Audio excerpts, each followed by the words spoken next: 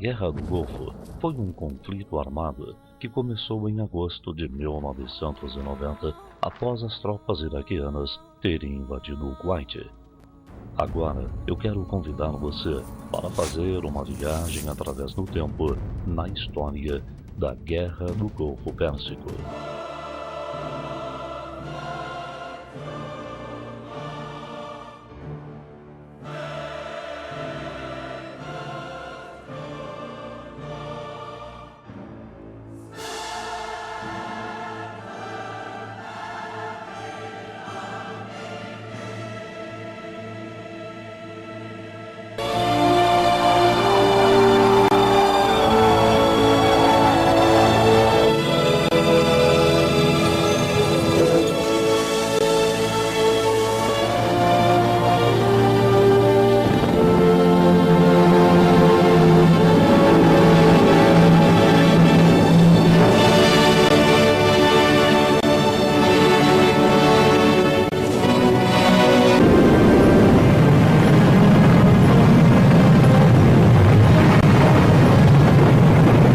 Um dos motivos para o repentino ataque de Saddam foi a recusa do Kuwait em negociar um grande empréstimo que havia concedido ao Iraque durante sua longa guerra contra o Irã nos anos 80.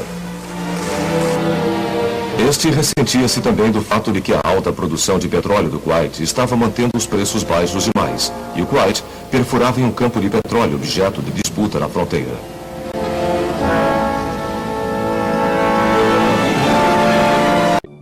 Em 2 de agosto de 1990, o exército iraquiano, comandado por Saddam Hussein, invade o Kuwait, espalhando pânico e terror na população com atos de extrema violência.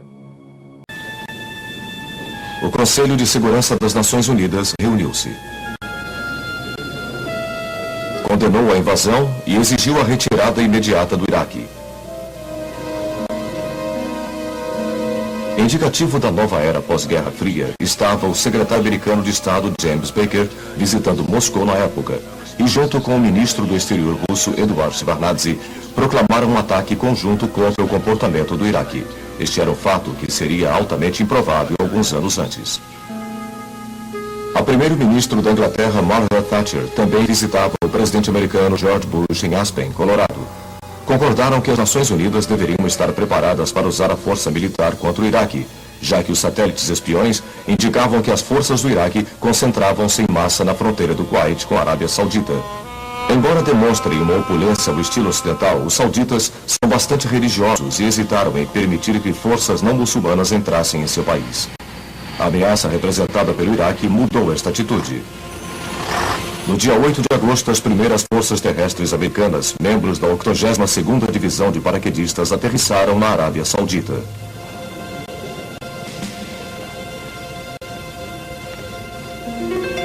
Dois dias antes, a Liga Árabe havia votado o envio de tropas para a Arábia Saudita, e estas também chegaram rapidamente. Além disto, aviões de combate americanos e britânicos foram rapidamente enviados para proteger o espaço aéreo saudita.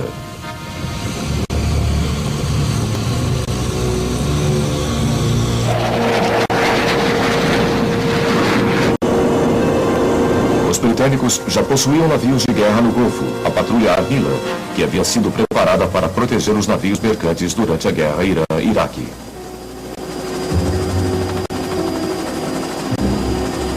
Os americanos também possuíam navios de guerra estacionados, e esses foram rapidamente reforçados com os porta-aviões Eisenhower e Independence.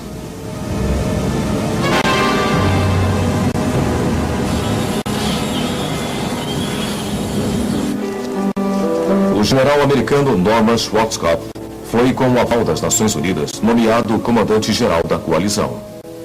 Era o comandante do Comando Central Americano, ou CENTCOM, cujo papel estava decidido. Seria o de preparar e montar operações de contingência no Oriente Médio exatamente como esta. Outras resoluções das Nações Unidas culminaram na Resolução 665, de 25 de agosto, que ordenou um bloqueio naval do Iraque e do Kuwait. Durante os 8 meses seguintes, navios americanos, britânicos e australianos, junto com os da União Europeia Ocidental, desafiaram cerca de 30 mil navios e aportariam mais de 1.200. Os iraquianos haviam capturado vários ocidentais no Kuwait. Saddam Hussein mantinha alguns kuwaitianos como reféns, esperando usá-los como peças de barganha. Isto, no entanto, isolou ainda mais o Iraque.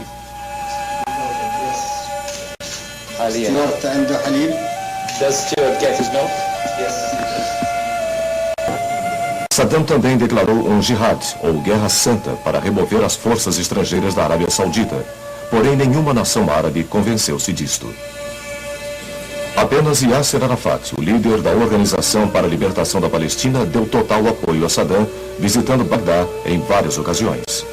Era o resultado do apoio declarado do Iraque à causa palestina. Permitiu também que algumas mercadorias chegassem ao Iraque via Jordânia, onde a opinião pública apoiava abertamente a OLP. Porém, apenas o Conselho de Segurança das Nações Unidas poderia sancionar uma ação ofensiva. No final de novembro, apesar da oposição inicial de alguns membros, a Resolução 678 deu ao Iraque o prazo de 15 de janeiro para retirar todo o seu exército do Kuwait ou enfrentar as consequências militares. Para assegurar uma vitória rápida, caso a força se tornasse necessária, a força da coalizão precisava ser aumentada, e assim, o 7º Corpo Americano com mais 1.500 tanques foi enviado da Alemanha, como também uma brigada blindada adicional britânica. Além disso, muitos reservistas americanos foram mobilizados.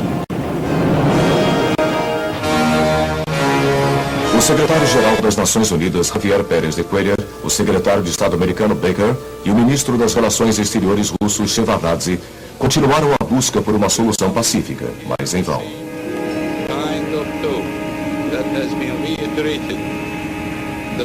O prazo de 15 de janeiro para a retirada do Iraque chegou e o mundo ficou mais tenso.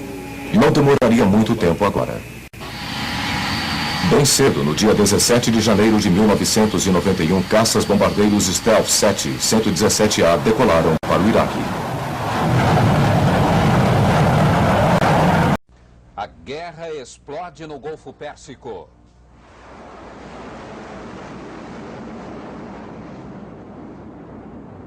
O homem forte do Iraque chama o presidente dos Estados Unidos de demônio. Saddam Hussein desafia George Bush e promete confronto militar. As forças aliadas lideradas pelos Estados Unidos atacam há 23 horas o Iraque e o Kuwait ocupado. As bases dos mísseis iraquianos que poderiam atingir Israel foram arrasadas. Até agora, o único grande alvo aliado atingido foi uma refinaria de petróleo da Arábia Saudita. O Iraque diz que abateu 55 aviões. Os aliados reconhecem que perderam 3 aviões. O presidente George Bush disse que ainda é cedo para cantar vitória e exige que Saddam Hussein se renda e retire suas tropas do Kuwait. O mundo inteiro ficou sabendo do início da guerra pela televisão e acompanhou os primeiros sons da batalha pelo telefone.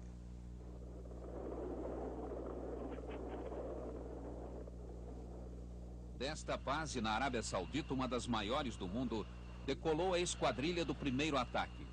Caças bombardeiros F-15, tornados britânicos e caças sauditas e do Kuwait. Começava na madrugada o maior bombardeio aéreo da história. O correspondente da CNN, John Holliman, que está em Bagdá, assistiu o bombardeio da janela do hotel e contou emocionado pelo telefone o que estava acontecendo. As bombas continuaram a cair durante toda a madrugada. Depois a volta à base. Missão cumprida. O piloto conta numa entrevista a emoção do ataque. Todos estávamos muito excitados. Quando atravessamos a fronteira, vimos os alvos debaixo de nós. Meu Deus, era exatamente como no cinema. Fogo da artilharia, os caças no céu. De repente, começamos a bombardear. Tudo ficou muito mais real. Nossos alvos eram precisos. Foi uma mistura de emoções. Excitação, apreensão e um pouco de medo. Durante o dia, o segundo ataque. E na volta à base, num clima de euforia, o recado no míssil. Para Saddam, com amor. A ordem do ataque a Bagdá chegou à base aérea na Arábia Saudita pelo fax escrita em código secreto. Faltavam poucos minutos para as 3 horas da manhã no Iraque. começava a Operação Tempestade no deserto. Voando alto para evitar os canhões antiaéreos do Iraque, os aviões americanos e dos aliados iniciaram um ataque. Em Bagdá, os alvos estratégicos eram a estação ferroviária de Bagdá, o aeroporto, as torres de rádio e televisão, o prédio dos ministérios, a sede do partido Baath e o palácio do governo. Em outros pontos do Iraque, o bombardeio destruiu os mísseis que estavam apontados para Israel e instalações militares, como fábricas de armas químicas e usinas e centros de pesquisas nucleares. O Iraque reagiu ao ataque dos aliados com fogo antiaéreo. A resposta iraquiana foi considerada tímida pelos especialistas. Uma das principais reações do Iraque fracassou. O míssil disparado contra Riad, a capital da Arábia Saudita, errou o alvo. Os iraquianos atingiram pelo menos uma refinaria de petróleo na Arábia Saudita, a 10 quilômetros da fronteira com o Kuwait. Simultaneamente, mísseis Cruise Tomahawk foram lançados de navios americanos. Os GRI-1 Tornados britânicos atingiram as bases aéreas do Iraque. Atacaram em baixa altitude. Seus armamentos eram uma arma de negação aérea JB-233.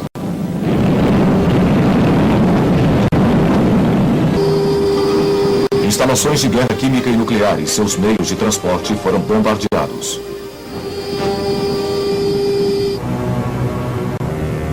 Os locais dos mísseis Scud, em especial, rapidamente tornaram-se o alvo prioritário. No segundo dia da guerra, nada menos do que 7 mísseis Scud foram lançados contra Tel Aviv e Haifa, em Israel. Na noite seguinte, mais 4 Scuds foram lançados contra Tel Aviv. Embora Israel e a coalizão temessem que as ogivas pudessem conter produtos químicos, elas continham apenas explosivos. Mesmo assim, com medo que os israelenses retaliassem com a sua força aérea e fizessem com que os membros árabes a abandonassem, em vez de lutar contra o inimigo comum, os americanos promoveram um esforço diplomático extraordinário e, mais tarde, a entrega do sistema de mísseis Patriot terra-ar para Israel.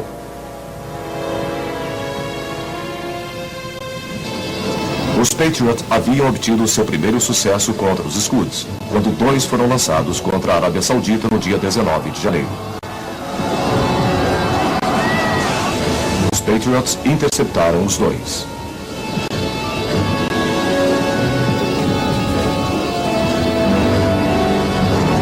Ao todo, o Iraque lançou cerca de 95 Scuds contra Israel e a Arábia Saudita. As baterias de mísseis Patriot conseguiram interceptar alguns, mas algumas vezes não conseguiam inutilizar suas ogivas. No entanto, a rápida chegada das baterias em Israel ajudou a evitar a ameaça de um ataque israelense contra o Iraque.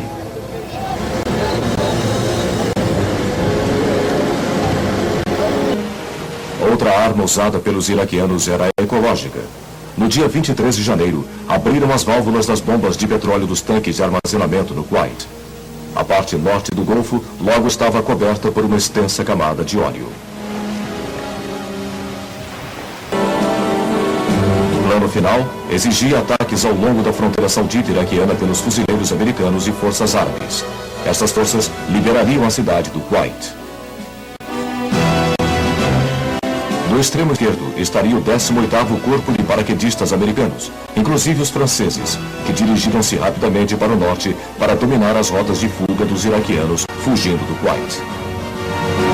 A divisão blindada do 7º Corpo americano, junto com a 1ª Divisão blindada britânica sob seu comando, atacaria pelo norte e depois se dirigiria pelo leste na direção do Kuwait. As forças iraquianas, portanto, seriam encurraladas e forçadas à submissão. O Iraque detectou a supremacia das forças da coalizão.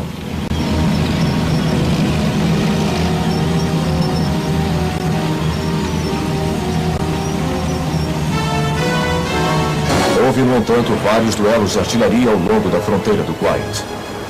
Estes viram o sistema de lançamento de foguetes múltiplos MLRS dispararem com raiva pela primeira vez. As primeiras ações significativas ocorreram na noite de 30 de janeiro, quando patrulhas iraquianas cruzaram a fronteira em 4 pontos. Entraram na cidade saudita da fronteira Khafji, e enviaram mais tropas no dia seguinte. Estas, no entanto, foram severamente atacadas por Mohawks A-10 americanos e outros aviões.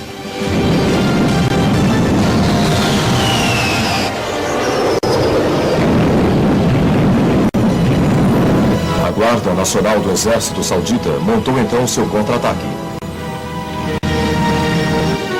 expulsando os iraquianos com muitas baixas. A maior ofensiva terrestre foi lançada no dia 24 de fevereiro de 1991.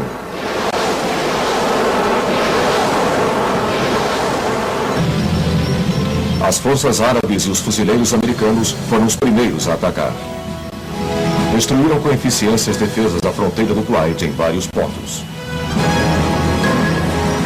Mais para o oeste, e apoiado por uma grande frota de helicópteros, o 18º Corpo de Paraquedistas americanos cruzou a fronteira do Iraque e logo dirigiu-se rapidamente na direção do rio Eufrates. Os franceses vigiavam o flanco esquerdo desprotegido. No final do dia, usando helicópteros, a 10ª Divisão de Paraquedistas americana havia estabelecido uma base de ataque 50 milhas dentro do Iraque. A coalizão aliada passa a desferir ataques a alvos militares, os chamados ataques de precisão cirúrgica, e em 27 de fevereiro, o Iraque retira suas tropas do país ocupado. Mais uma vez, as mortes são as piores consequências de uma guerra. 100.000 soldados e 6.000 civis iraquianos, e do lado do Kuwait foram mortos 30.000 cidadãos. Uma guerra curta, mas que mostrou o que as armas atuais são capazes de fazer. Uma guerra de maiores proporções poderia ter consequências irreversíveis para o planeta. Saddam Hussein continuou no poder do Iraque e reorganizou, com o passar dos anos, a economia e o exército iraquiano. May it be an